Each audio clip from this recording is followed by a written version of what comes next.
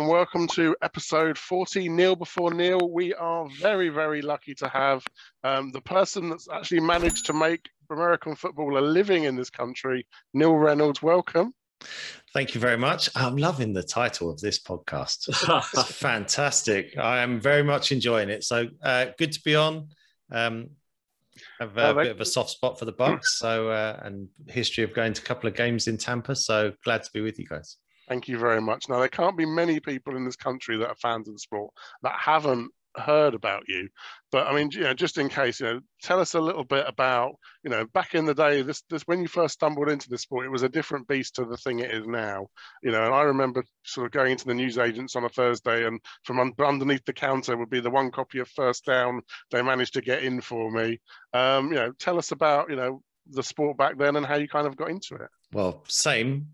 So Thursdays, finish school, newsagent, you had to reserve the copy of First Down, get it ordered in, you couldn't find it, race home, sit there and devour all of it. And same way, I was a fan in the 83, 84 season. And again, like everyone else, following the highlights on Channel 4, getting the games a week later than they should have been. And then, just couldn't get enough of it. I remember my sister going on holiday to Florida with her boyfriend at the time, and she came back with this bundle of season preview magazines. It was like, oh my goodness, this is gold dust. You can't get this anywhere. So we kind of just scrambled for all the, every piece of information, all the magazines that you could get, all the listening to Armed Forces radio, and the signal going in and out, you get the Spanish opera singer or whatever it was coming in. Yeah, you just get, goodness knows what you got. And actually, that's why sometimes I try not to get very sniffy on Twitter at times. But when people get all spoiled about what games are coming to London and what coverage, you're not quite showing my team. I'm like, you have no idea what came before. Just be thankful you can watch every single game. You can watch every NFL Network program. You have games in your own backyard. It's amazing to think where we've come from in the time I've been covering the sport as well. And I also heard a rumor that there was a crazy barefoot kicker that used to be in the Southeast. Did kick barefoot. So I played for 10 years? I played for the Medway Mustangs, then the Invicta Eagles, Kent Exiles, and I was a tight end, and I played a bit of receiver. I did all the kicking and punting because I played football back then. Was a sort of Kent League footballer, so I could kick a ball. But just found that one day in practice, I was like, actually, let me just mess about at the end of practice, took the shoe off, and the ball flew like 15 yards further. I was like, wow, let's try this again. And people say, did it hurt? Well, not if you kick it properly, it doesn't. But the worst thing was I was the starting tight end as well, and we had a pretty good passing attack. So there were quite a few times where I scored touchdowns and people are coming up to kind of celebrate. And my celebration ended up being kind of hopping on my left leg while untying my right shoe, sticking my sock into the shoe and then launching it to whoever caught it on the sideline, which is not a really nice thing to have to do. And then try and kick the extra point. So yes, I did play back in the day, and still go and watch the Kent Exiles, still go be around the game a bit. Really enjoyed it. It was fun. I kind of had visions of like, you want the rules where you can kick off a tee. I thought your boot would just be sort of plant the ball in your boot or something. There was actually on the South Coast, there was another barefoot kicker called Rob Hart. And Rob and myself were both the kickers. There were two kickers for the Great Britain team in the late 90s. We were both in that squad. Rob went on obviously to play for the Scottish Claymores. I tried out for the Monarchs. I got down to the last two. I missed from 55. Guy made it from 55. That was the end of that. But me and Rob had a little kickoff once in the Citrus Bowl in Orlando during Scottish Claymores training camp. And yeah, he won that as well. I definitely remember Rob Hart. So Gary, you've got a couple of questions for Neil. Yes, I have. Hi, Neil. Hi, Gary. You actually support the wrong Florida team, but you did once have the honour of suiting up for the Bucs UK team back in, I think it was 2011, when the Bears came over and we played against the Bears fan club. Now, not only that, but you had the very distinct honour of catching a touchdown pass from a guy called Brad Johnson, who's probably everyone's heard of. So in terms of those London games, how key have those games been to the growth of the sport? And now, of course, it's going even further. It's going to Germany. So what does the future hold, do you think? So I think the future, first of all, I'll kind of answer in reverse. So the future's good for London and the UK. I don't think the games, potential games in Germany are going to affect anything that we get in London. I think they're going to be bonuses to what we have. You know, I think we've got great relationship with Tottenham there. I think there's a negotiation going on between the Jags and Wembley still, but, you know, we're still going to get our games. They've been incredible in terms of the growth. When you think about accelerating or waking up a fan base, which we all knew was there, waking it up and growing it even further, every metric, whether it's TV viewing figures, fan numbers, people playing at university, people playing grassroots, any way you want to measure it, the numbers have gone up pretty much since they started playing those games, you know, the Dolphins and the Giants in 2007. So they are huge. They're here to stay. The NFL are determined to keep them. And going back to the day I caught the touchdown from Brad Johnson, it was just brilliant. So I did the fan event in Trafalgar Square the day before, the fan rally. And you think about, humble brag, but I've interviewed quite a lot of big names in the NFL. I never get autographs. I get the occasional photo, but not really very much. I normally have somebody take a photo of me doing the interview. I don't like to stand there and have the photo with someone. Because I went to every Monarchs game in '95 when Brad Johnson was the quarterback, I was on stage with Brad Johnson. I was like really starstruck. So Brad Johnson signed my cue card from that day. And it's the only person I've ever asked to, and I got him to sign it on the stage.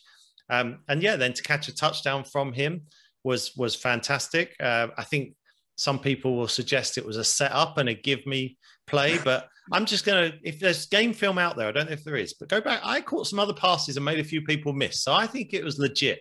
And yes, I 100% support the wrong Florida team. I blame Dan Marino because Dan Marino looked like it was going to be glory days. And then we had Cleo Lemon, Gus Frerotte, bad Trent Green, Dante Culpepper, when we could have had Drew Brees. I mean, I can go on and on. So yeah, it's been a harrowing experience, that. So can we, on the same subject of bad quarterbacks. Yes, but you've had one good one, and unfortunately he's playing for us now. Well, how dare you, sir? I like Brad Johnson. Since Brad. Yes, no, but look, you won your 2 Super Bowls. That's more than the Dolphins have done for quite some time. And yeah, you get to enjoy TB12, who's still as strong as ever. Yeah, it's good to hear what you say about the Germany games as well, that it's in addition to. That's a major bonus, because obviously if it involves the Bucs, it's a lot less travel than going to Florida. Gary, I honestly think that, and I'd recommend this to any UK fan. Yeah, some of the best nights I have had covering this sport have been spent in Germany. It's an incredible atmosphere. It's such a party atmosphere. You know, I think it would be a great weekend away for British and Irish fans and fans across Europe to get themselves to Germany and watch whatever game comes up, if it comes up in 2022, which is kind of what they're exploring right now. Excellent. Okay, thanks for that. No worries. So we heard a little bit about your playing career, but your son George has taken the mantle of from the Reynolds household, hasn't he? There's a vicious rumour that he's a Bucs fan. Can you confirm that or not? And if there's anybody else who's interested in playing football in this country, quarterback or not, how on earth did he get to be playing for the University of Ottawa in Canada? Yeah, so I can confirm he's not a Bucs fan. So there is photographic evidence which might suggest to the contrary. I took him to one of the NFL UK live stage shows that we did back. He must have been about 8, 9, maybe 10. And he had a picture taken with Josh Freeman. So what year was Josh Freeman drafted? I'm trying to think. 10? 2009? Yeah, so 2009, 10. So George would have been 8 or 9. And he had a picture taken with Josh Freeman, and he wore his Bucs jersey, and he was all things Tampa Bay. You got to realize that's an impressionable age. Josh Freeman had the chance to secure a fan for the Bucs. and he failed. He failed big time. So George kind of then meandered through some teams. He quite liked the Patriots, and I was having none of that. I said, no, that's not happening. And then he went to a couple of passing camps over here with Andrew Luck. I've been quite close to Andrew over the years. Andrew actually, even though he's kind of disappeared in retirement, still messages George, still talks to us on email, still says he's there for George if he needs him, which is pretty incredible. So he became a Colts fan, and he's still a Colts fan now. His journey's it's a lot of hard work, and it's been quite incredible. And I think if I wasn't his dad, I would probably shout more about what an amazing story it is to have a British quarterback going to North America.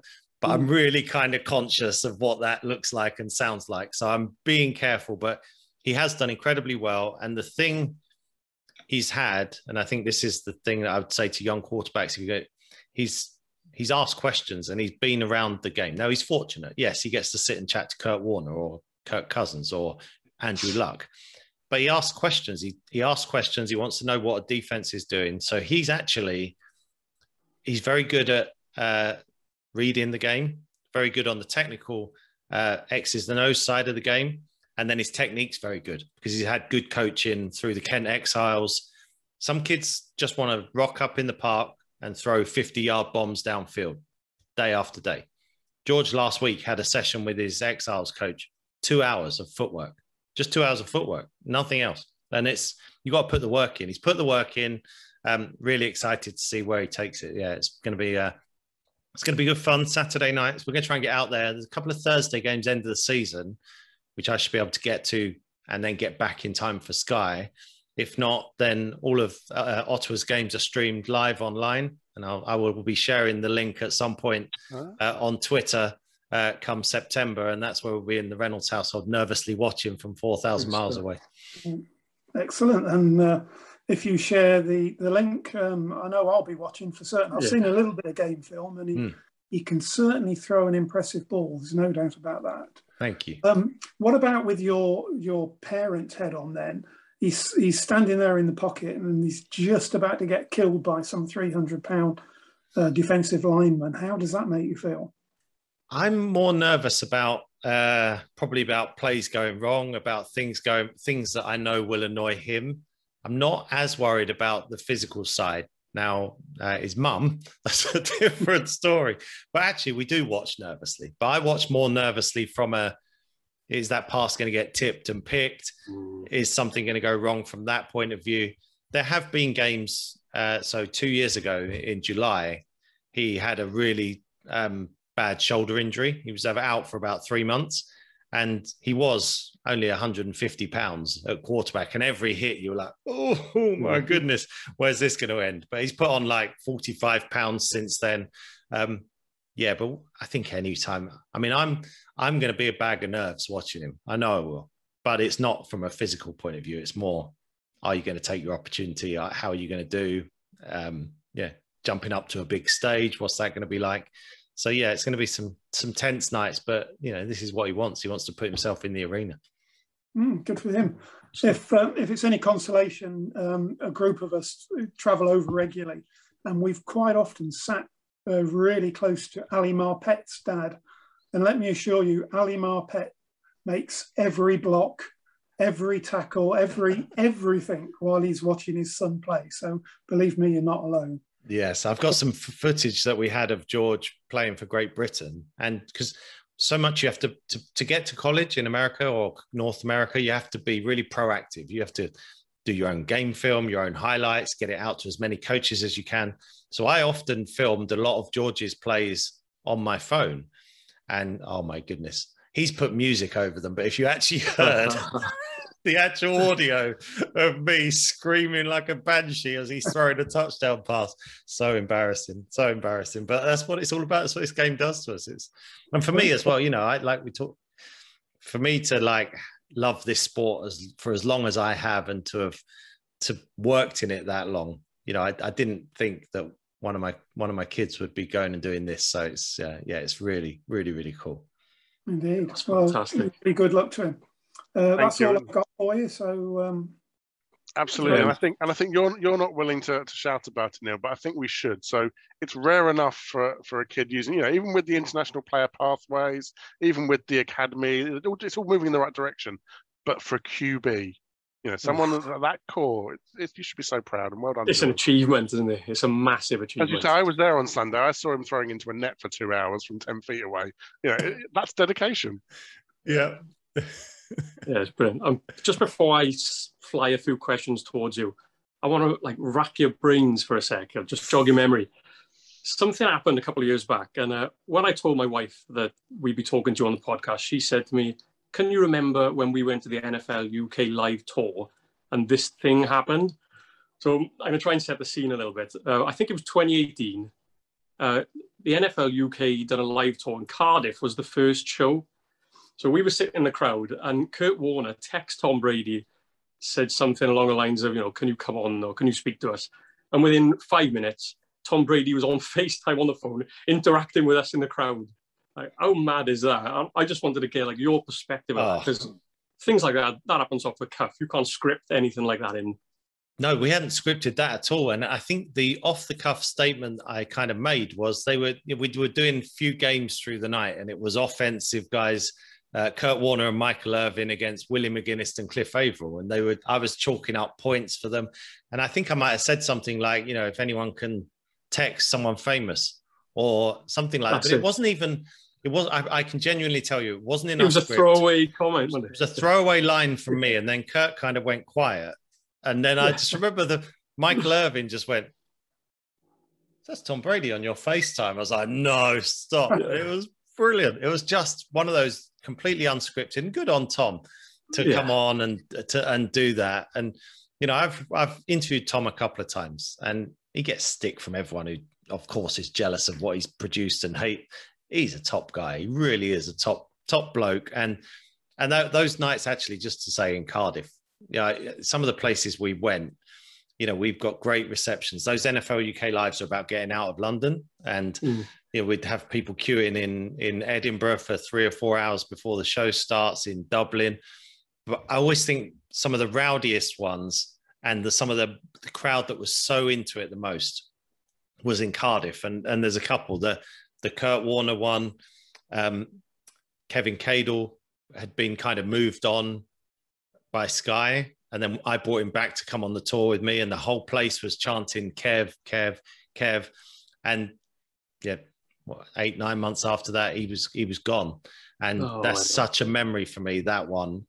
Cardiff was where Emmanuel Sanders pranked Josh Norman as well. We got the whole crowd. They'd been hyping each other up and hyping the crowds up and trying to get bigger cheers everywhere they went. So we got Emmanuel came out to huge reception, really raucous crowd cheering. And we'd prearranged with the crowd that nobody would cheer when Josh Norman came out.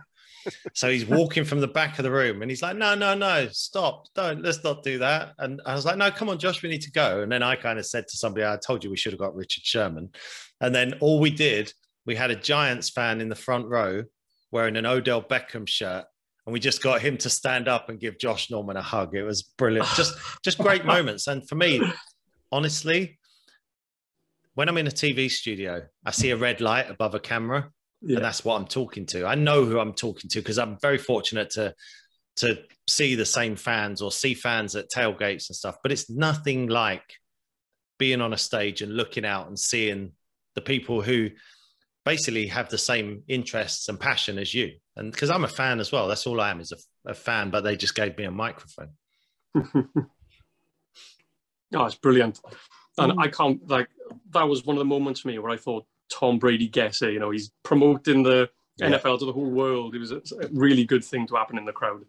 Another question. Charles Dagnall.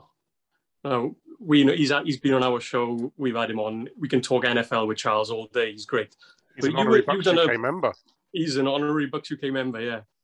You and him done a pre-season podcast where you were going back and forth a bit with the Bucs' chances of winning the Super Bowl.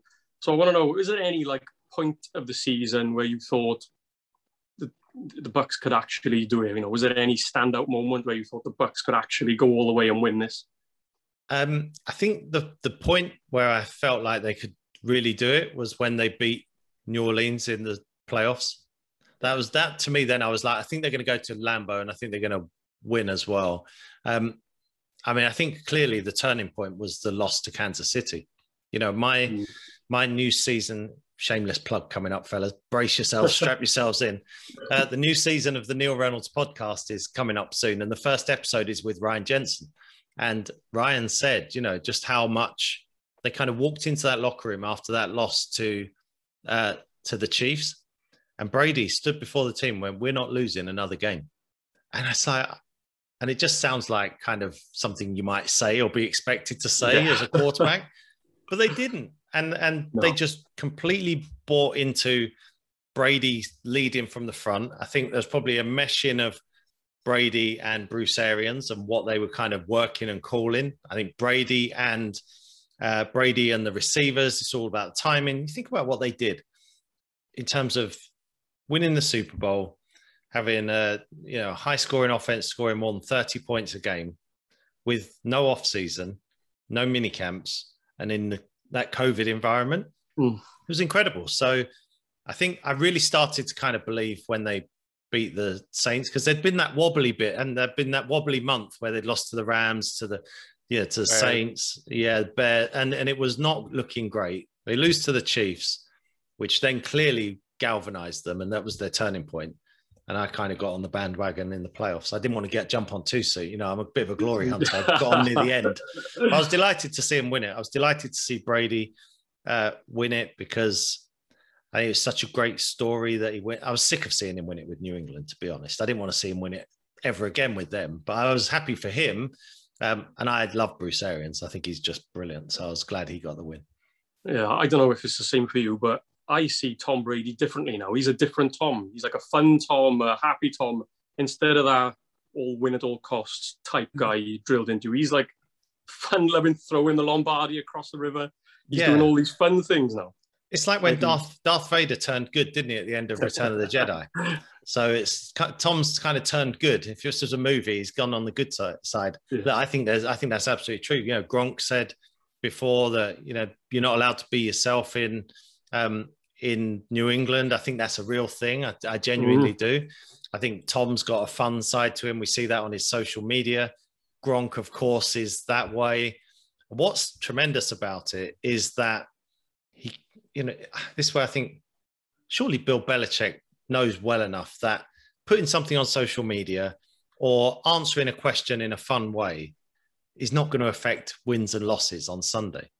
But he does believe, he doesn't give you anything. So I interviewed Bill Belichick once. I remember it being right on the 50-yard line inside Gillette Stadium.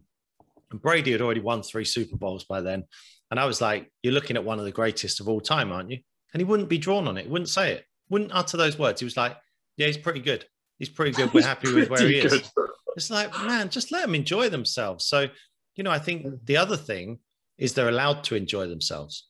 When I interviewed Bruce Arians in season 1 of the Neil Reynolds podcast, still available, you go back and listen to him. He said he's got, you know, this is a guy who's a cancer survivor.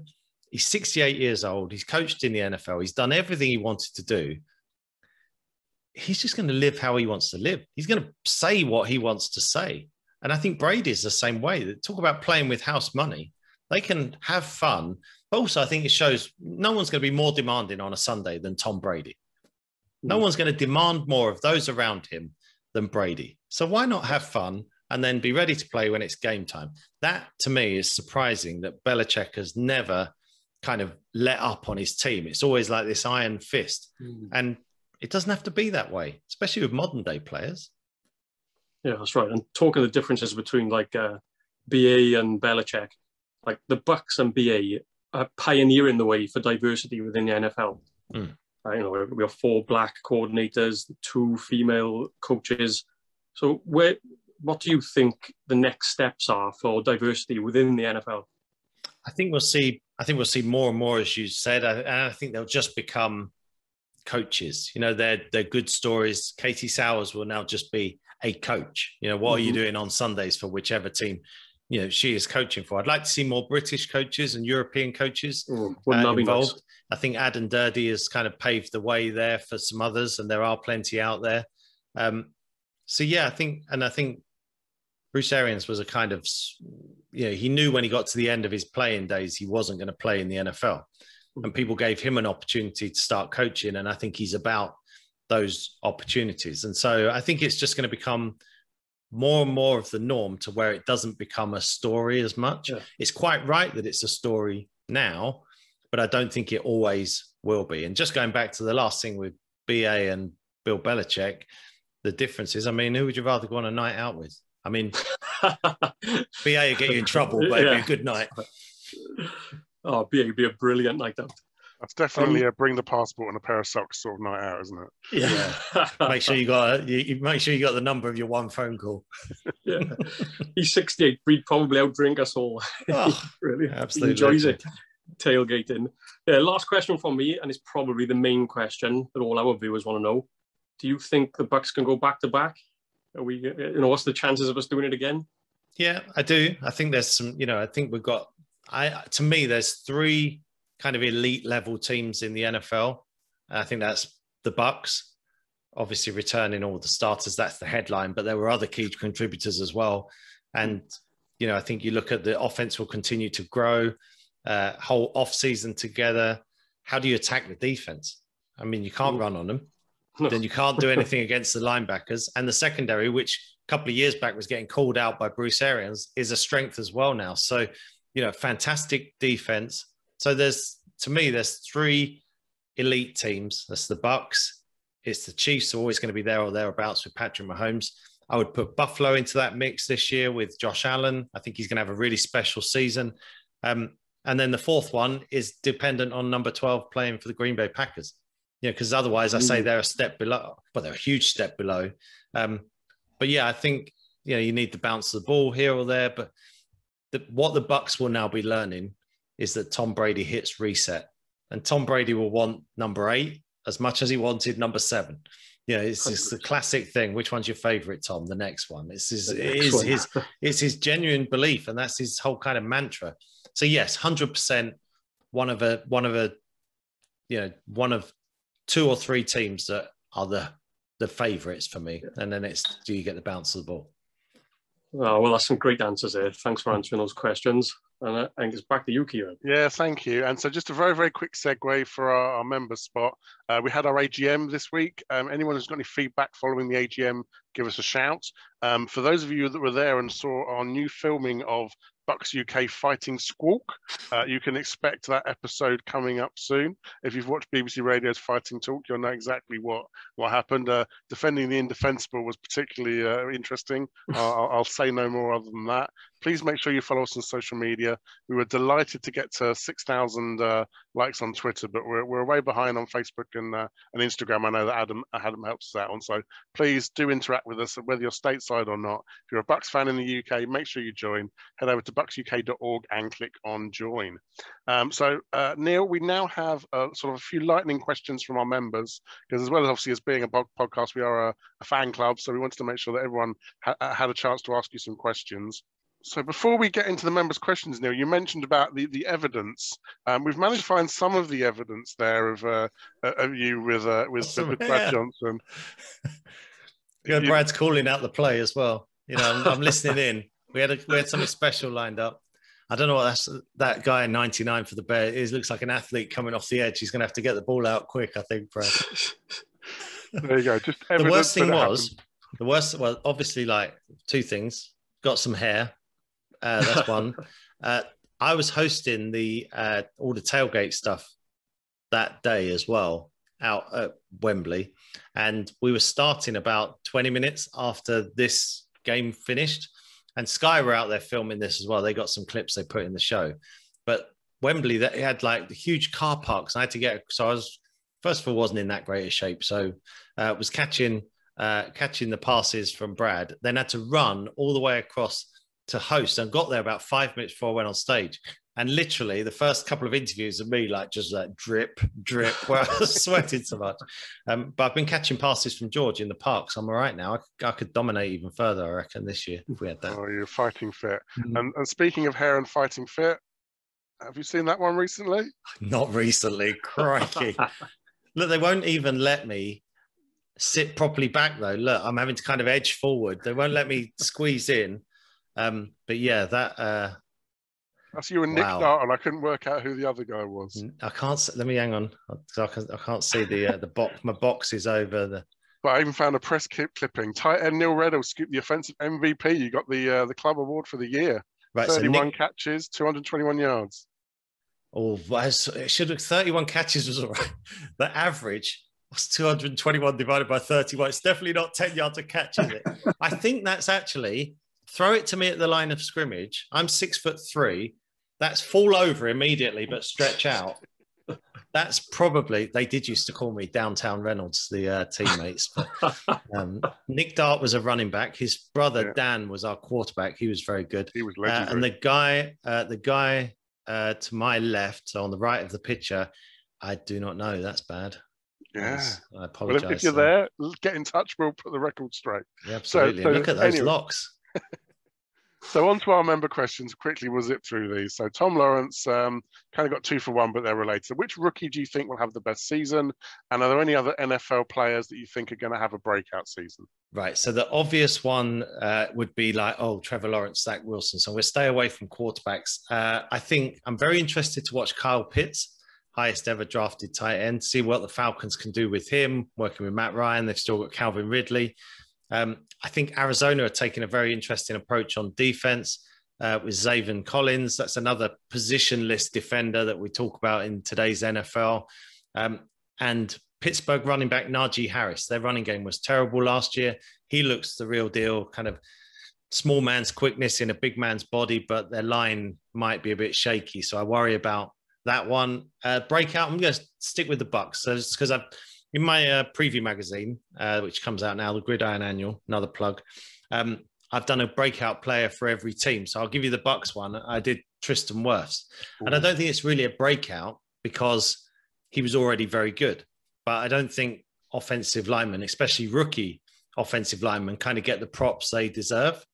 And I think this kid will become known as one of the best offensive tackles in the NFL this season. You look at last year, I've got some numbers, 1,073 snaps, 702 pass blocking plays. He only gave up 1 sack. That's incredible. Amazing. What a player. As a rookie, and he was up against some big guys. Oh, yeah. Cam Jordan, first game out test, dealt with him pretty well, I thought. And he's pretty good for the social media. If you ever want to feel bad about what you do when you go to the gym, watch Tristan Wirfs work out. It's like, well, I did 10 sit-ups and a bit of Joe Wicks today, but it's not quite the same. Brilliant. Okay, so Wayne has asked, we covered this a little bit, but so most NFL fans say the London Games have been a phenomenal success, raising the profile. Where do you see the NFL in the UK going next? So I think we talked about the game, but maybe about sort of the permeation of the fandom. So I think there's a couple of things. I think the academy will continue to be a priority, the NFL Academy. I think they're going to start playing games this year. So it was a shame. George was there 2 years as their quarterback and didn't play a game because of COVID and everything. And actually, when he had some calls with Division I coaches in America, that was kind of an issue. It was like, well, we just needed to see that last bit of game film. So I think there'll be an emphasis on the academy. I think this is something maybe for down the road, but something to watch. The NFL's launching this scheme in the States where a certain handful of teams can market themselves outside of their region. So San Francisco, who have links with Leeds United, could pick the UK as a place where they want to market themselves. The Bucs could do that and potentially play a game in Manchester. You connect the dots. Leeds could be a host in an NFL game down the road because of something like that. So it's not just that the UK is going to kind of belong to the Jags. I think we might see other teams see the fandom here, see the passion of the games. And what the NFL are willing to do is know they've got their 2 games per year in Tottenham, which is already a contractual agreement, but Will the Jags negotiate a deal with Wembley? Will the 49ers negotiate a separate deal and play somewhere else in the UK? Would the Bucs do that? Would the Rams do that? You know, there's all these connections that you can make. I'm just fascinated to see which teams want to invest further into the UK because, you know, we have made America sit up and take notice. Brilliant. Right. Second to last question. So JD has asked, how difficult is it to prepare for triple headers on Sky, finishing in the early hours? Do you have cat naps? No cat naps, JD. Lucky if you get toilet breaks. I'm not quite Scott Hansen, but it's pretty close. So my kind of prep starts midweek. I'll watch the games from the previous week of the teams we've got on Sky. Then it's kind of always ongoing because I'm always writing about the NFL. Wednesday, I write a power rankings column. This year on Thursday or Friday, I'm going to do a mailbag column for NFL.com. So I'm kind of always writing about the teams anyway. But then Friday is a big research day, make all my notes. I'm still pretty old school and do a lot of handwritten notes. Saturday is a note writing day. Saturday night, Sunday morning, I get the running order and the script. So I'll write out what I need for that to go from point A to point B to C.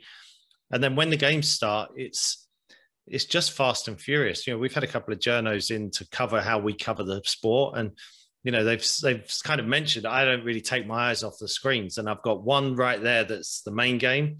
And then I've got red zone there. So I'm watching our game and I'm like, there's a touchdown in Miami. Get me that.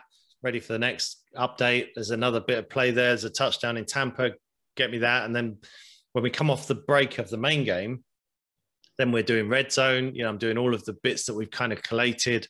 So it's kind of full on from 5 till 1 when we kind of hand over, or 12:30-ish, we hand over to Football Night in America. So you're so kind of energized by it. You'd never be able to have a cat nap. And actually, it's kind of fortunate and unfortunate in a way, but I live an hour and a half drive from Sky, which is kind of sometimes a pain, but it's also just about timed where by the time I'm pulling up on my driveway, I'm ready for a sleep. Now, we've done games before. We did games a couple of years ago. We did a game. Obviously, the playoffs are a challenge. They go through until 5 a.m. Then you're back not that long after. There was a game where we did, I think it might have been a season opener, and it was in Denver on a Thursday night. And it was delayed by thunderstorms. So it started even later. I think it finished about 5 o'clock. And I got to the bottom of my road at about 6:15 in the morning. And there was some temporary traffic lights. So there was no traffic around. There was some temporary traffic lights and I got stopped there. And then I just woke up.